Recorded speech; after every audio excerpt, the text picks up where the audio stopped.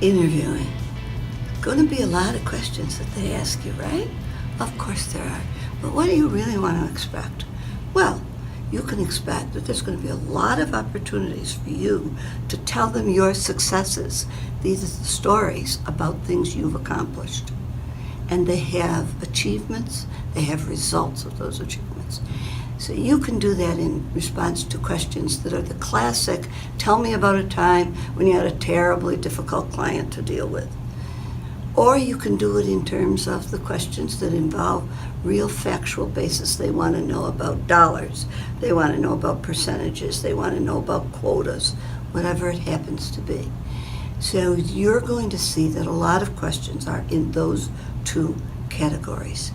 And your answers to those questions, your answers need to be crisp and relevant.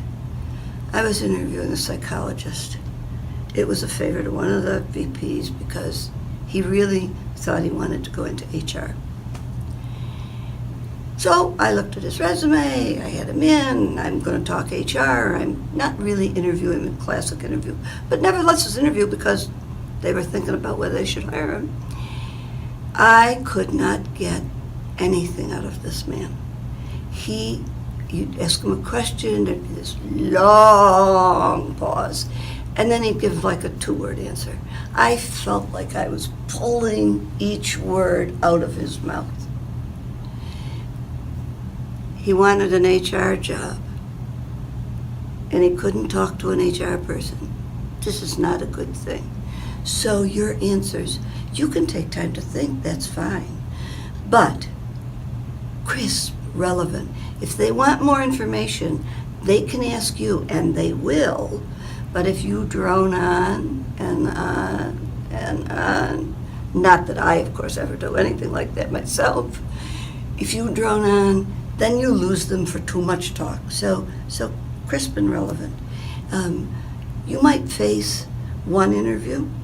You might have a day in which you went through 3 or 4 or even 5 or 6 interviews. You might face a panel. A lot of companies, especially mid-sized and smaller ones, love panels because it gets everybody in one room at one time. They may or may not be well organized, but just remember with a panel discussion, it's just an interview, and don't just interview that one person who answers you the question. Don't respond only to them. Respond to the whole panel. Look around, be friendly, answer the questions. That's what you can really expect in an interview. There's not so many anymore about the stress questions or the puzzle questions, although they occur kindly. Mostly if you're prepared with your success stories, you're fine.